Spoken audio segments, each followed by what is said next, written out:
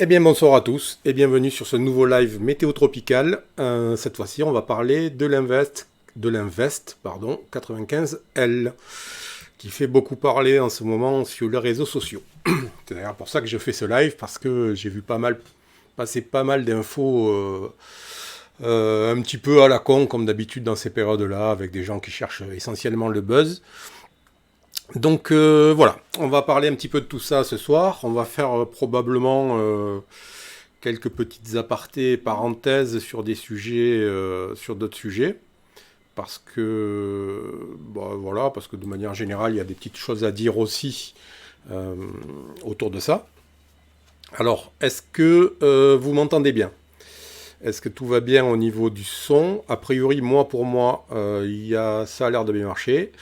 J'attends de voir un retour sur le chat pour savoir ce qu'il en est. Et puis dès que j'ai le... Ah bon, j'adore ce franc-parler, donc ça veut dire qu'on m'entend. Alors, on va pouvoir y aller. Donc comme on voit... Alors, on va commencer par faire un petit point, en fait, sur la saison, puisqu'on est le 16 septembre. Si on regarde un petit peu les statistiques, d'accord, donc c'est sur les 70 dernières années, 60 dernières années à peu près, on se rend compte que le pic est vraiment autour du 10 septembre, d'accord. Et on l'a passé, donc on va rentrer doucement dans la phase descendante. Alors, jusqu'au 20 octobre, c'est encore un peu tendu, hein, d'accord. Voilà. Faut pas penser qu'on va être libéré ces prochains jours des problèmes. On a encore pour un gros mois, on va dire, d'activité un petit peu élevée sur le bassin atlantique. Alors, c'est assez simple, hein. En fait, si vous regardez ce graphique et que vous le corrélez avec la température de l'eau en Atlantique, vous allez voir que ça colle parfaitement. Là, c'est la période où l'eau est la plus chaude, et puis petit à petit, elle va commencer à refroidir, et donc on va avoir de moins en moins, jusqu'à la fin de la saison, ensuite de moins en moins de systèmes. Mais il peut y avoir toujours, après, en novembre, on peut avoir toujours un de systèmes nommés. Alors c'est rare qu'en novembre, on ait des catégories 5, mais voilà. Bon, c'était juste pour faire un petit aparté sur où on en était dans la saison. Donc on va revenir un petit peu à nos moutons. Donc on voit l'Atlantique est quand même pas mal chargé. On a ici l'ancien ouragan Nicolas, qui donc avance maintenant très très très très très doucement entre le Texas et la Louisiane. Il déverse pas mal de pluie, pas mal d'eau, il y a pas mal de précipitations, et les cumuls sont importants parce qu'il avance à 5 ou 6 km/h. Donc alors autant vous dire, quand il y a une grosse convection et que ça avance à 6 km/h, il y a du temps pour que l'eau tombe et inonde un petit peu partout. Alors ensuite, dans les 3 ondes qui restent, on a la 1 qui est notre Invest, qui nous intéresse, le 95L, dont on va parler, donc je vais pas rentrer dans les détails ici. On a la 2 qui est l'Invest 96, donc qui lui... va concerner peut-être un tout petit peu la zone, on va dire, de Long Island, enfin toute cette zone-là, là, au nord-est de New York. Mais c'est même pas dit que ça vienne frôler les côtes, en fait. Il y a de fortes chances pour que ça parte un petit peu. Par contre, peut-être un peu les Bermudes. Je ne l'ai pas trop regardé. Et en 3, on a l'onde qui vient de sortir d'Afrique, là, qui est en train de sortir d'Afrique, qui est assez dense, qui est assez active, qui n'est pas très bien organisée encore, et qui, normalement, devrait repartir au nord, mais c'est pas encore... Enfin, ça me semble moins clair que ce qu'on peut lire sur la carte. On va voir pourquoi, parce qu'on va parler un petit peu on va parler donc de 95N maintenant, et on va voir pourquoi c'est pas aussi évident que ça. Donc voilà, alors bon, le NHC poursuit bien entendu son monitoring de l'Invest. Alors il est à noter que depuis hier soir, en fait depuis 24 heures maintenant, on a une baisse assez marquée de l'organisation. Jusqu'à présent, on avait un système plutôt compact, enfin large, hein, qui était très étendu, mais avec une convection assez compacte et assez bien organisée. Et puis là, depuis hier soir, c'est en train de partir un peu dans tous les sens. Donc vous voyez, on a de la convection à l'arrière ici, on a de la convection au sud qui probablement est liée un petit peu à la zik qui passe juste en dessous. On n'a pas vraiment, si on fait tourner le loop, vous voyez, a priori on doit pouvoir isoler le centre quelque part par là. Je pense que c'est autour de 12 à peu près.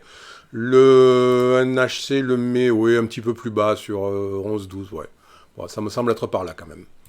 Donc, mais on voit quand même que c'est pas, enfin, c'est pas un système qui est vraiment organisé. Quand on voit Larry à cette longitude, c'était déjà un ouragan parfaitement symétrique qui avait déjà des caractéristiques assez avancées.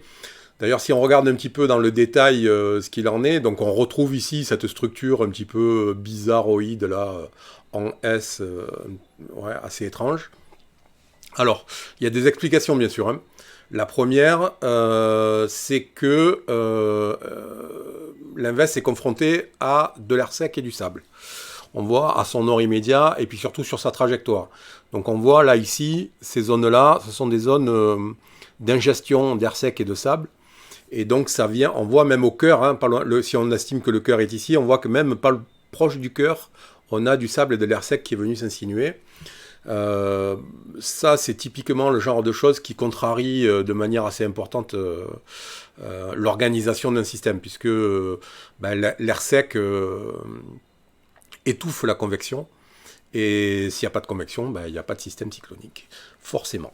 Donc ça, c'est une première raison. Il y a une deuxième raison, c'est le cisaillement. Alors, on voit que sur la zone un petit peu nord et à l'arrière, il n'y a pas beaucoup de cisaillement. Mais par contre, on voit juste au sud, on commence à voir ici 20 nœuds, puis 25, puis 30 nœuds. Donc on voit quand même que c'est pas très très simple en fait. C'est pareil ensuite en avançant sur sa trajectoire, on en a encore ici jusqu'à 40 nœuds. Donc voilà, c'est l'ensemble de ces deux choses, d'accord, c'est-à-dire l'air sec et le cisaillement, ça fait que les modèles sont un petit peu dubitatifs. Alors le sable, il se déplace grosso modo à la même vitesse que le système, hein, donc ça ne va pas changer de manière importante sur la trajectoire. Par contre, au niveau du cisaillement, c'est un petit peu différent, puis ça va dépendre de beaucoup de choses. On voit ce flux ici de sud-ouest à ouest, il est déterminé par diverses choses, d'accord ? Il est déterminé par des conditions d'altitude, de pression d'altitude qui génèrent ce flux-là. Il est aussi déterminé par la position de l'anticyclone, bien entendu, qui est bien plus au nord, et par la position aussi de l'Invest 96 ici, d'accord ? On voit bien que on a un rapprochement des isobars, y compris en altitude ici, et que donc l'évolution de 96L va avoir un impact direct sur l'évolution de 95L, puisque une partie du cisaillement qu'on va retrouver dans cette zone-là va être directement liée à l'évolution et au renforcement ou non de l'Invest 96. Donc voilà, c'est pour ça en fait qu'on est dans une situation où on a des modèles qui n'arrivent pas à lire en fait ce système. Parce que le cisaillement, je vais vous faire une petite parenthèse sur le cisaillement, parce que c'est un élément dont je parle beaucoup et j'ai rarement expliqué vraiment en détail ce que c'était. Donc le cisaillement, vous le savez à peu près tous, c'est la différence entre la vitesse et la direction du vent au niveau de la surface et à différentes altitudes. D'accord ? On prend grosso modo à 850 HPA et à 250. Donc en fait, à ces deux hauteurs, si les vents ne sont pas dans la même direction, on va créer un effet de ciseau en fait. Et donc ça va scalper le haut des nuages, des cumulonimbus, et ce qui fait qu'il ne peut pas y avoir de circulation interne, c'est-à-dire l'effet de cheminée avec la remontée de l'humidité qui va aller petit à petit monter, trouver de la fraîcheur et se condenser et en générant de l'énergie. C'est ça la convection en fait. Ça ne peut pas se passer puisque le couloir, le tunnel de remontée en fait va se retrouver cisaillé. Donc le cisaillement, si vous voulez, j'ai expliqué ça la dernière fois, c'est un interrupteur on-off pour les cyclones en fait. S'il n'y a pas de cisaillement, c'est le reste de l'environnement qui va jouer. Mais s'il y a du cisaillement et s'il est fort, c'est un étouffeur de cyclone. Vraiment. Il n'y a pas d'exemple d'un cyclone qui réussit à maintenir une intensité dans 35 nœuds de cisaillement ou 40 nœuds. Ça, c'est pas possible en fait, parce que sa structure même ne peut pas résister à ce genre de choses. Donc le cisaillement est donc un élément majeur et primordial dans le développement cyclonique. Mais paradoxalement, c'est quelque chose que l'on a beaucoup de mal à la fois à mesurer et à anticiper. À mesurer parce que le seul moyen de véritablement mesurer le cisaillement, c'est de balancer des sondes.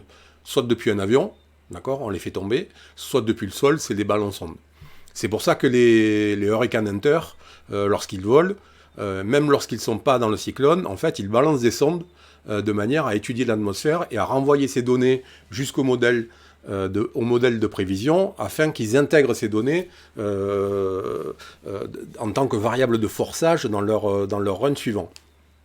C'est d'une importance capitale en fait. Hein. Et lorsque on a un cyclone qui est en formation à proximité des terres, on a deux types, ensuite les Hurricane Hunter, il y a deux types de vols. Il y a des vols au cœur du cyclone qui passent à l'intérieur. Donc ils vont déterminer les conditions à basse altitude, c'est autour de 2000 mètres à peu près, 2-3000. Et puis on a des avions qui sont des biréacteurs, qui volent très haut, qui volent à 10 000 mètres, à 30 000 pieds, et qui eux sont là uniquement pour larguer des sondes et qui vont cartographier tout l'environnement du cyclone, pour pouvoir envoyer justement ces données au modèle numérique qui vont pouvoir initialiser de manière un peu plus pertinente ces systèmes-là. Donc le cisaillement, c'est quelque chose qui est très difficile à mesurer. Voilà, on peut le faire qu'à travers des sondes et qu'à travers des mesures à différentes altitudes au même moment en fait. Parce que si on les fait à 5 heures d'intervalle, ça n'a plus de sens. Et comme c'est difficile à mesurer, c'est difficile à prévoir. Et du coup, les modèles numériques ont du mal avec cette valeur. On va dire à 24, 36, 48 heures encore, ça arrive, mais après au-delà de 48 heures, ça devient vraiment compliqué. Il y a vraiment un seul modèle qui s'appelle le CHIPS, qui est un modèle qui n'est pas du tout un modèle qu'on voit sur les cartographies comme ça, qui est un modèle spécifique dans l'intensité et justement dans le cisaillement, et qui lui arrive à donner des tendances à peu près pertinentes à 3-4 jours. Voilà. C'est un modèle qui est très très utilisé par les prévisionnistes du NHC et de manière générale par tous les prévisionnistes américains qui s'intéressent au développement cyclonique, à la genèse cyclonique.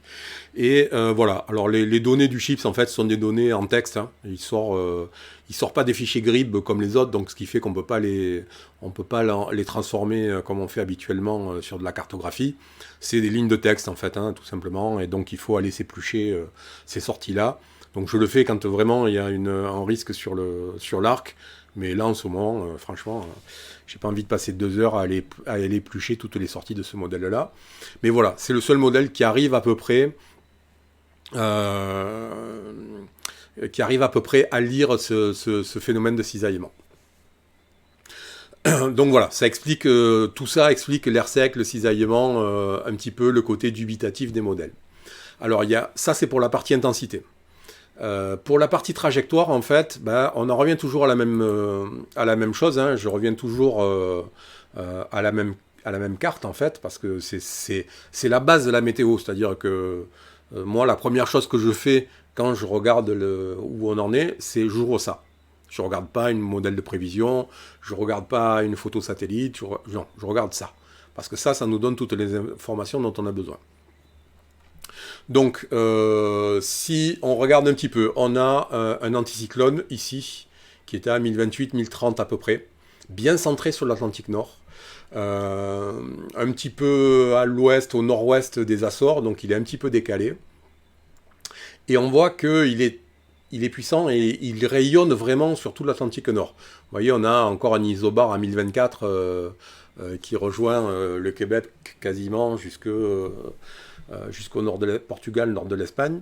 Donc en fait, cet anticyclone-là et ces lignes et ces lignes d'isobars, en fait, contraignent le déplacement du node qui est ici. Je vous ai déjà expliqué, c'est un combat, en fait, le déplacement d'une dépression, c'est un combat entre les hautes pressions qui sont en son nord et la basse pression qui constitue la dépression, en fait. Donc, plus la dépression est creuse, c'est-à-dire plus elle est basse en termes de pression, et plus elle va avoir la faculté de repousser les hautes pressions qui sont à son nord. Et donc, le premier isobar, c'est 1016, puis on a du 1020, puis ainsi de suite, 1024. Parce que, en fait, la tendance naturelle d'un système cyclonique dans cette zone-là, ça va être de circuler comme ça, d'accord ? Lui, il tourne dans le sens inverse des aiguilles d'une montre quand c'est un cyclone, mais sa route naturelle, en fait, c'est d'aller vers sa droite tout le temps, puisque c'est l'effet Coriolis, en fait, hein, dû à la rotation de la Terre, qui fait que dans l'hémisphère nord, eh ben, toutes les particules vont avoir tendance à aller vers leur droite, et dans l'hémisphère sud, elles vont avoir tendance à aller vers leur gauche, en fait. Donc la tendance naturelle d'un système, ça va être de remonter. D'accord ? Mais il est bloqué, il va être contraint par les hautes pressions qui sont au sud. Donc le combat se joue là, c'est-à-dire qu'aujourd'hui, notre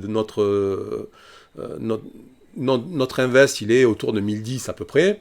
Il n'a pas de quoi aller attaquer un isobar à 1016. D'ailleurs, on le voit, hein, il y a peut-être ici une légère courbure, mais il n'arrive pas à pousser, hein, du tout.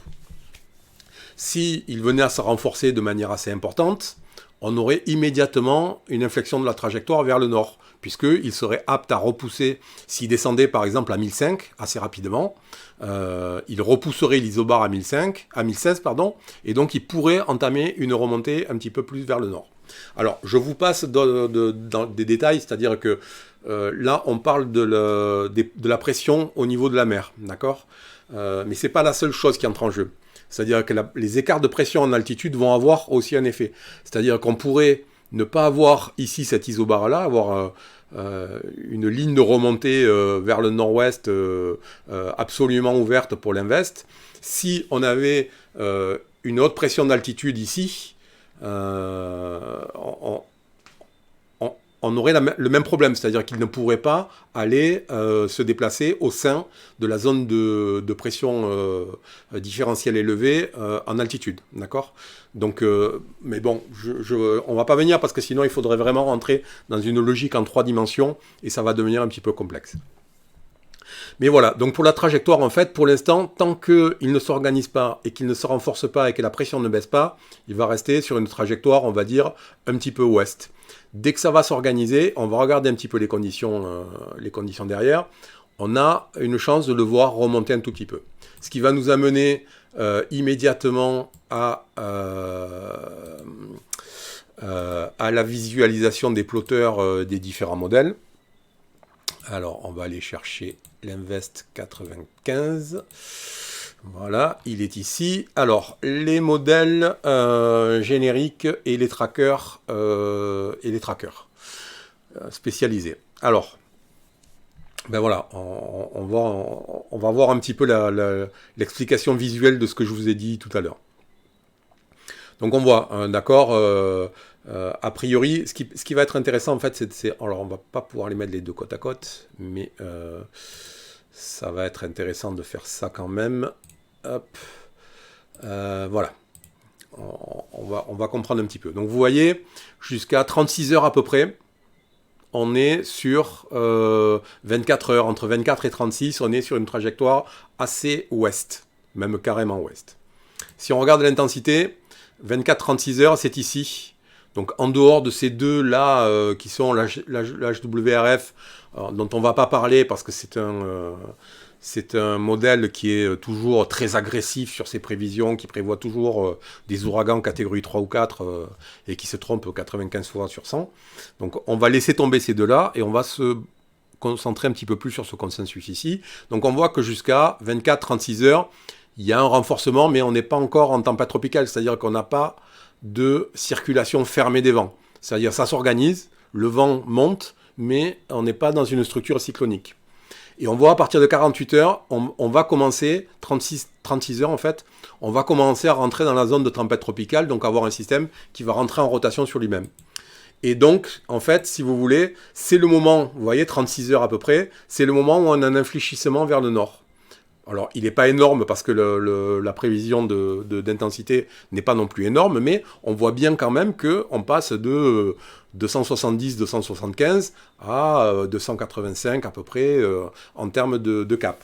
Donc, c'est plus la même chose, vous voyez.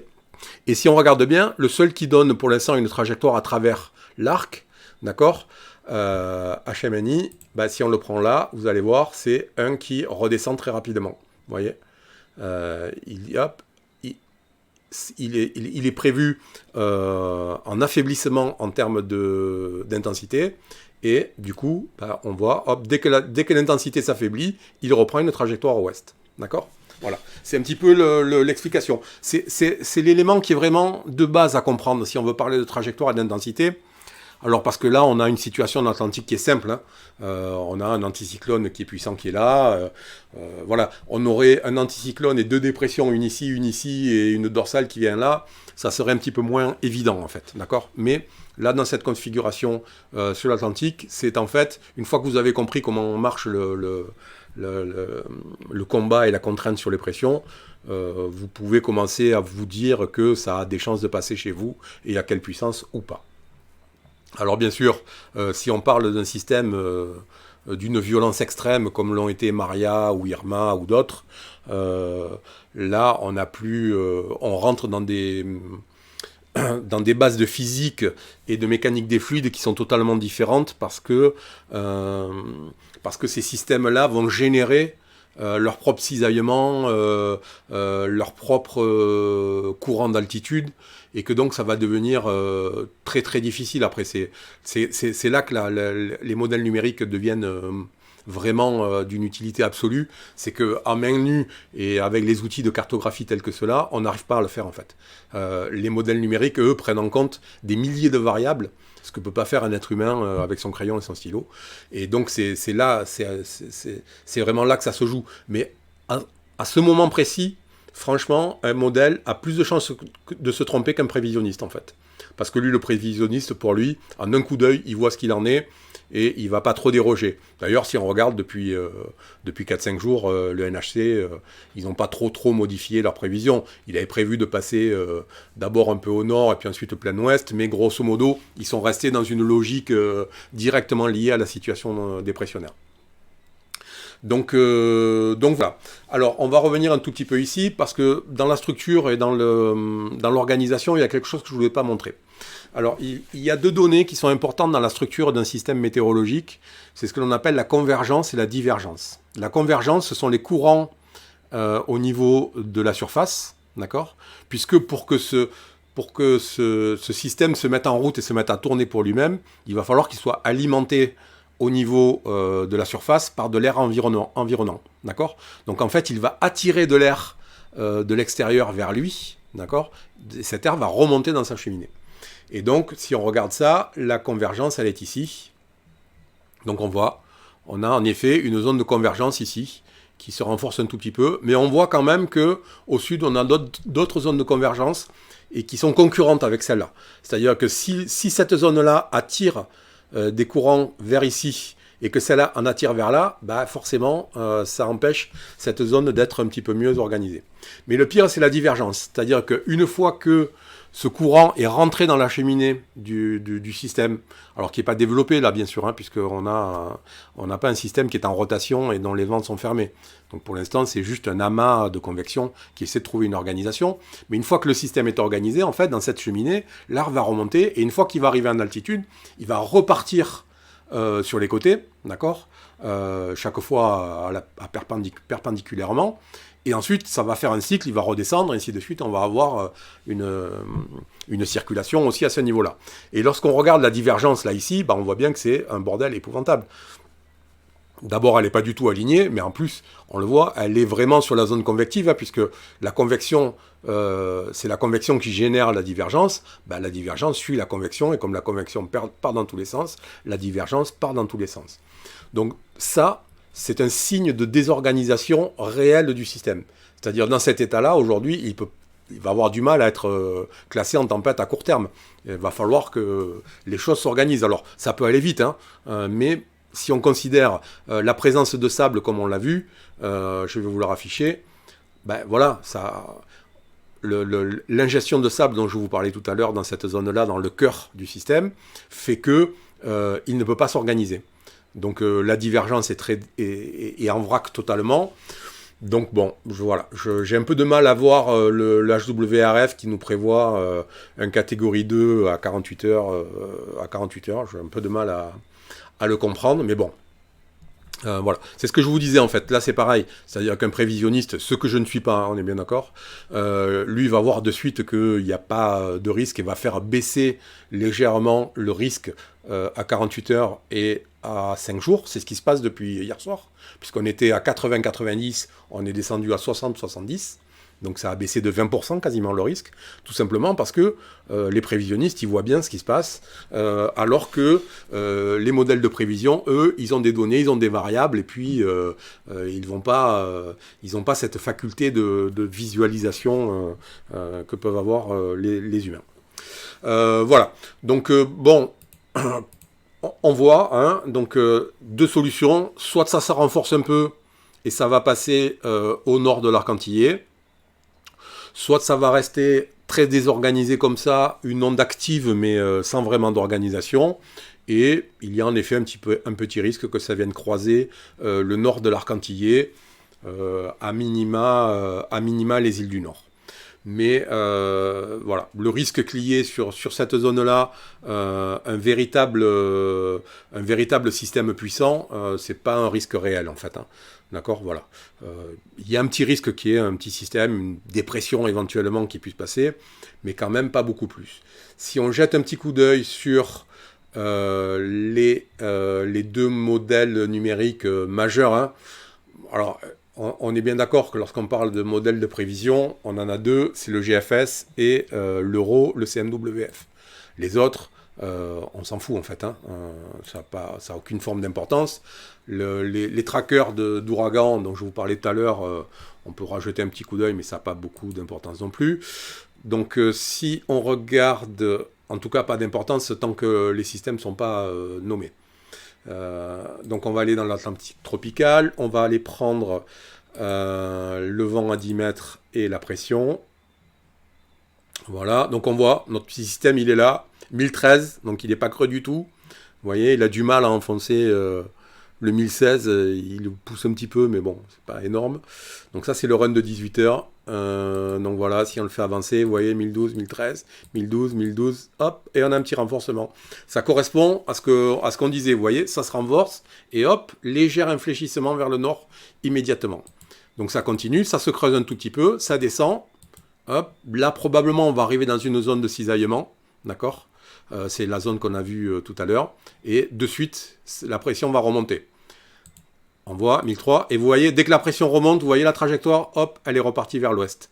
Vous allez voir, on va le regarder, et donc voilà, on revient 1008, 1007 au nord des îles du Nord, donc bon, pas grand chose, mais regardez, c'est assez intéressant vraiment, parce que c'est la démonstration de ce que je disais. Donc vous voyez, 1013, 1012, on est ouest, là, hop, on monte d'un coup, on part au nord, et d'un coup, la pression remonte, et ça repart un petit peu vers l'ouest. Voilà, donc vous voyez, a priori, rien de grave. Ce qui est intéressant, et ce qui est quand même, c'est là l'intérêt d'avoir ces deux modèles-là, c'est qu'on peut les comparer, et que quand on va les comparer, ben on va voir que, grosso modo, ils voient la même chose. Enfin, en tout cas, il ne voit pas de gros problèmes. Donc lui, il le voit à 1015 ici, beaucoup plus bas. Je suis un peu étonné, je pense qu'il est plus au nord que ça. C'est un artefact, je pense. Mais si on avance un petit peu, vous voyez, ça monte. Bon, donc montée assez rapide parce que petit renforcement du vent. Mais pareil, arriver dans une zone de cisaillement. Et donc, vous voyez, le système s'évapore un tout petit peu. Alors, le truc, c'est que là, dans la modélisation, voilà, le vent est ici, mais le centre, en fait, du système est plutôt vers là. D'accord ? Donc là, pareil, vous voyez, ça passe au nord des îles du Nord. Donc, ils sont globalement assez d'accord. Encore pas de renforcement à 24 heures, et puis à partir de 24 heures, de 24 à 72 heures, un petit renforcement qui va le faire remonter, et ensuite il devrait arriver dans une zone de cisaillement et de sable plus présent, et donc commencer à redevenir, à s'affaiblir à nouveau. Donc voilà, donc si vous voyez passer des cartographies totalement effrayantes de systèmes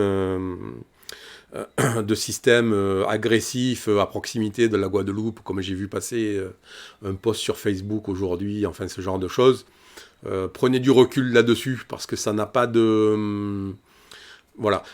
Ce qu'il faut bien comprendre, c'est que cette sortie-là, l'euro, le CMWF, c'est ce qui se fait de plus pertinent aujourd'hui. C'est-à-dire que c'est un cran au-dessus du GFS, en termes de pertinence sur ce genre de choses, et 5-6 crans au-dessus de tous les autres, au mieux. Donc, le truc, c'est que même ce modèle-là, qui est très très très pertinent, qui se trompe rarement, on ne peut pas se permettre de prendre une sortie à une heure donnée et de la publier comme ça et de dire au monde entier, voilà, regardez, il va y avoir telle chose à tel endroit, machin. Non, non.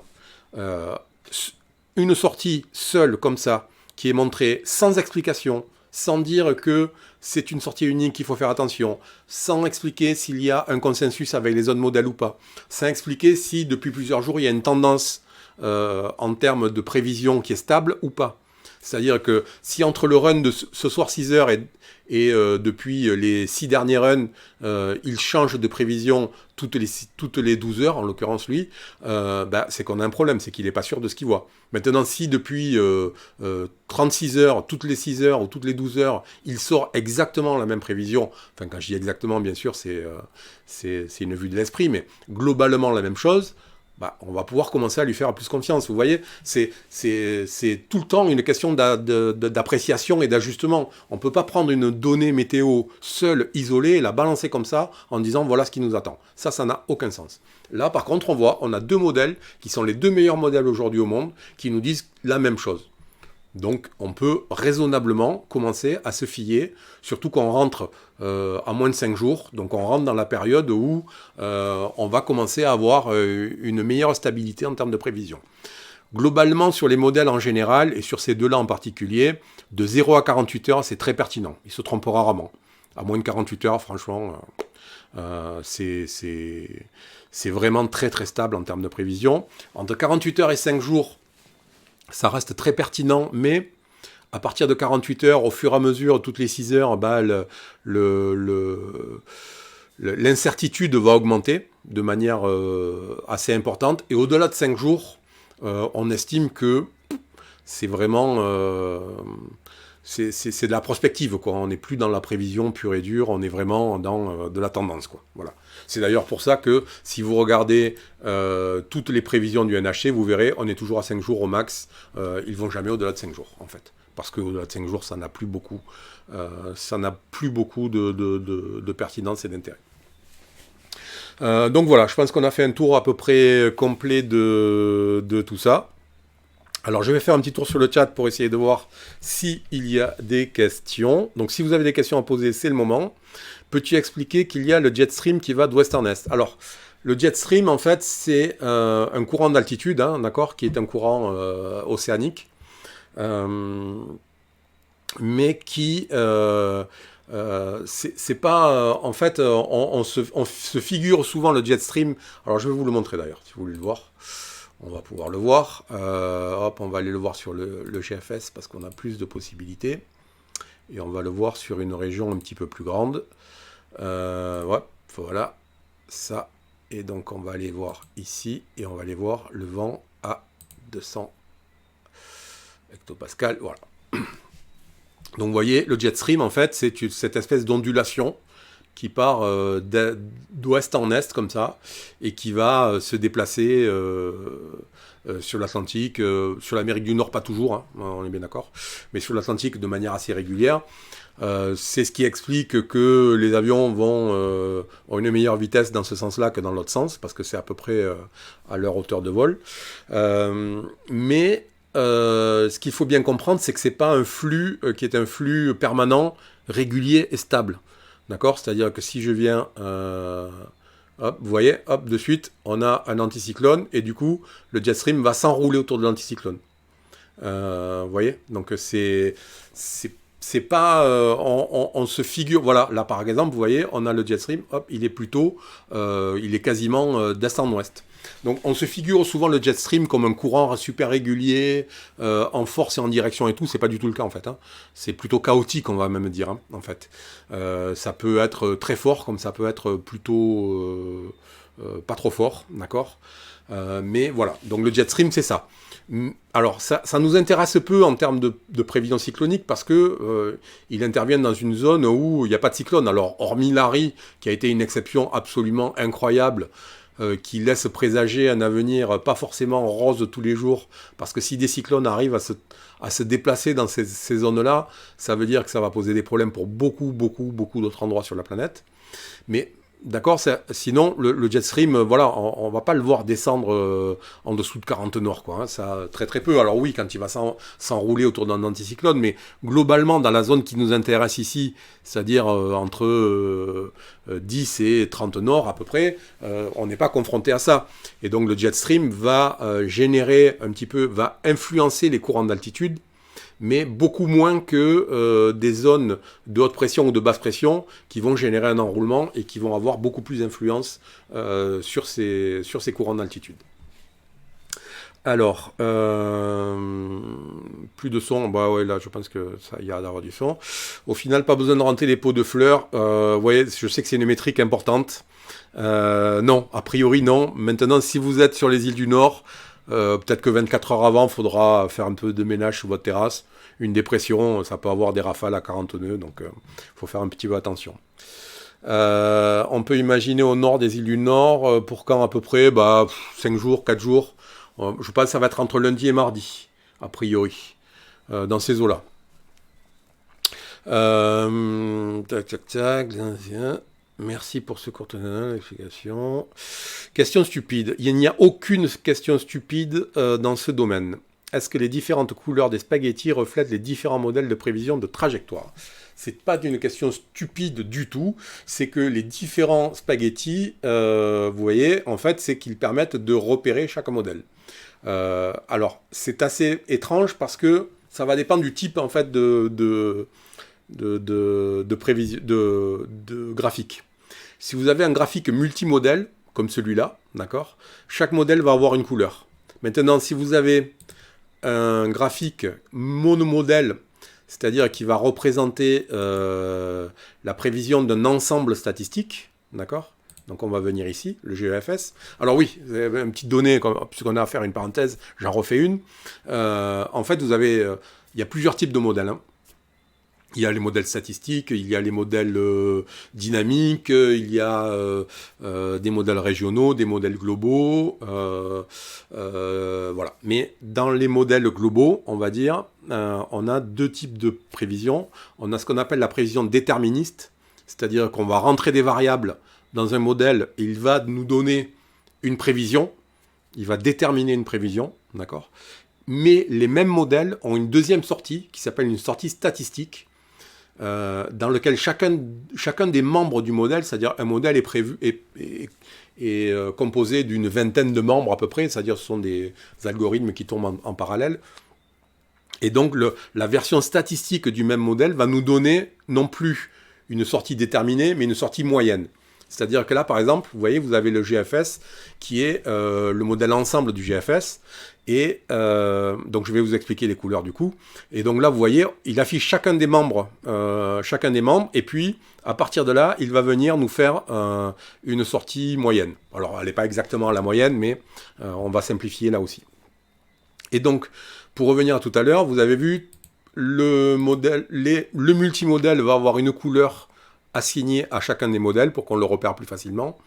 Et le modèle statistique des différents membres, lui, les lignes vont représenter la vitesse du vent, en fait. D'accord ? Donc, vous voyez, la pression, pardon, excusez-moi. C'est la fatigue. Le jaune, par exemple, c'est entre 990 et 1000. Vous voyez, le bleu, c'est plus de 1010. Et vous jetez un coup d'œil, vous vous rendez bien compte que là aussi, c'est la confirmation de ce qu'on dit tout à l'heure. C'est-à-dire, plus le système se renforce, plus il part vers le nord. Et plus il reste vers l'ouest, et moins il est fort. D'accord ? Vous voyez, en aucun cas, s'il touche l'arc, il n'y a aucun des membres du GFS qui le voit en dessous de 1005. Donc vous voyez que c'est là aussi, c'est la confirmation de ce qu'on a vu tout à l'heure.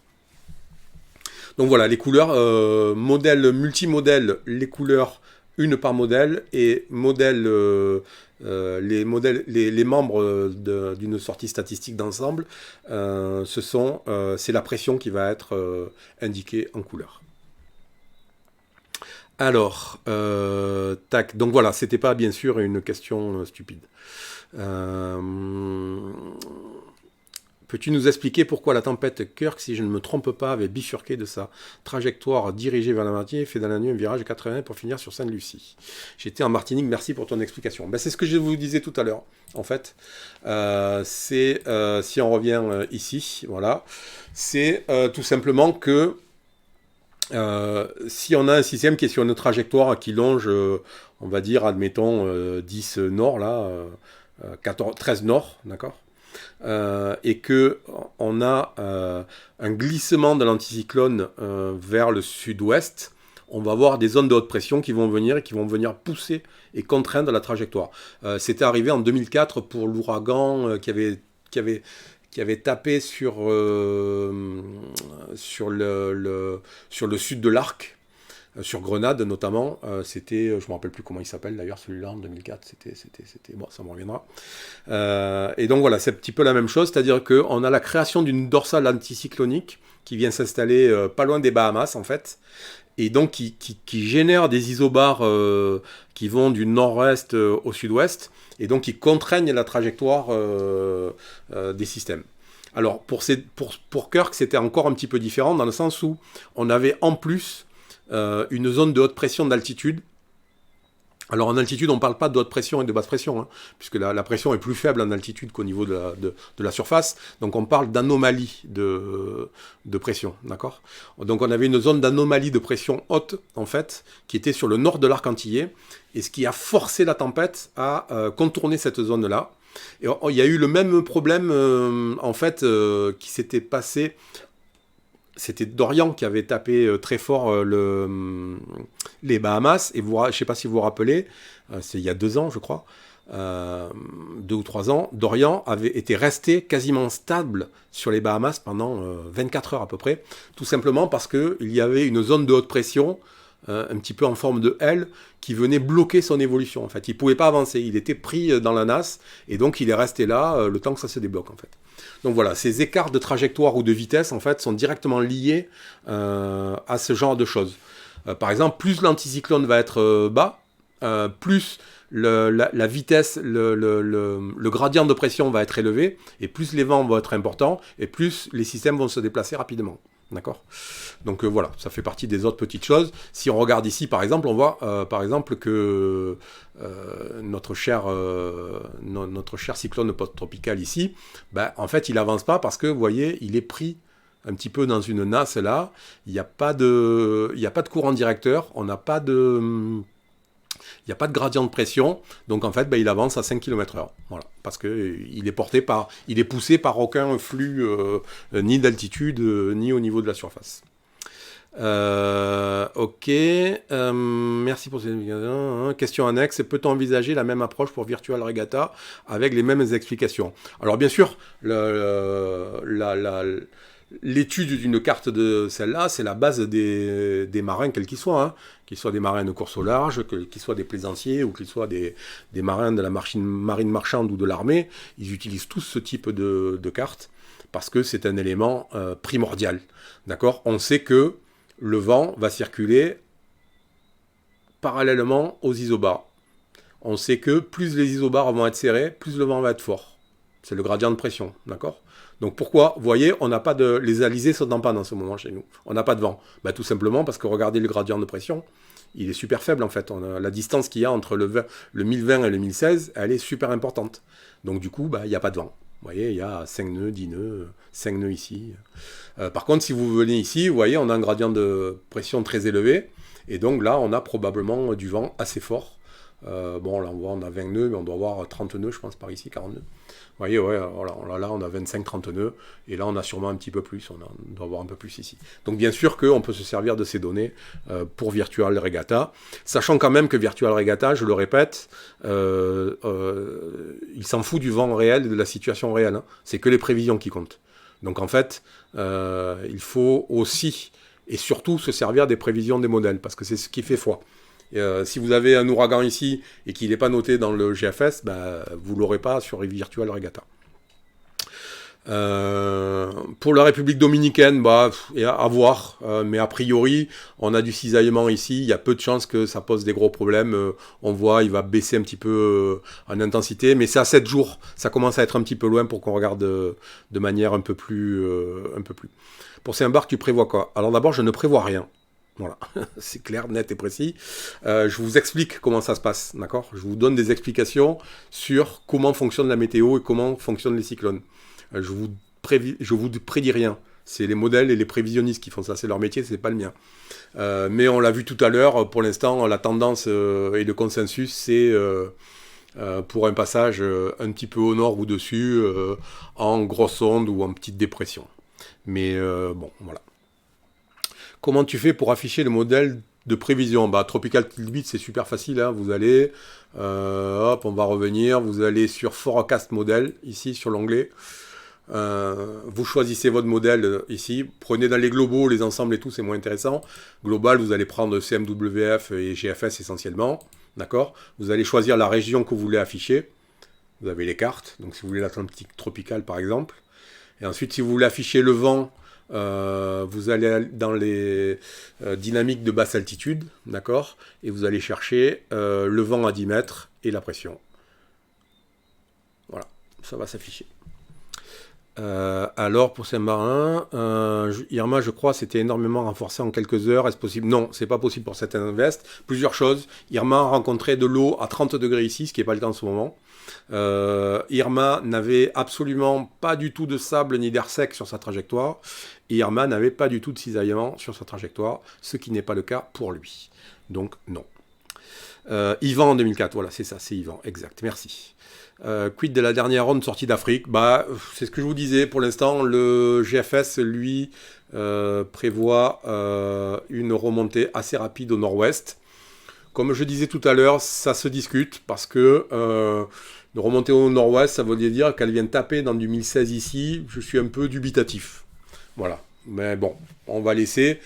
Probablement que le GFS et que les modèles anticipent un déplacement des hautes pressions vers l'ouest et donc de libérer un petit peu les hautes pressions sur cette zone-là.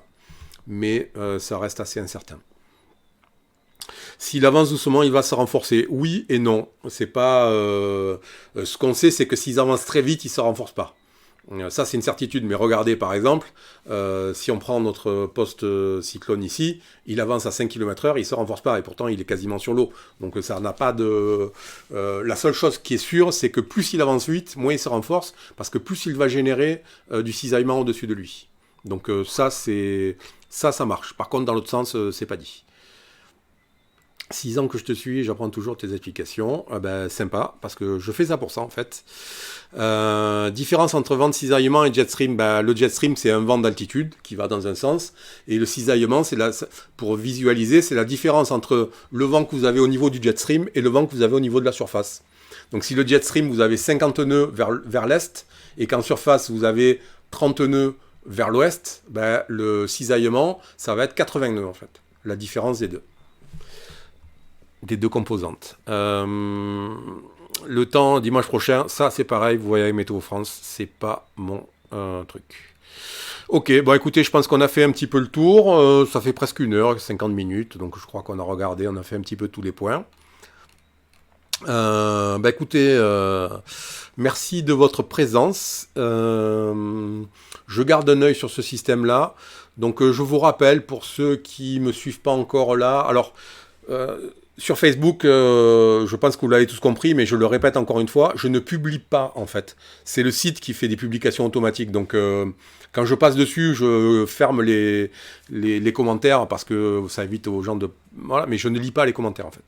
Donc du coup, c'est des publications automatiques qui sont des calculs qui sont effectués par les algorithmes du site et qui publient automatiquement sur les réseaux sociaux.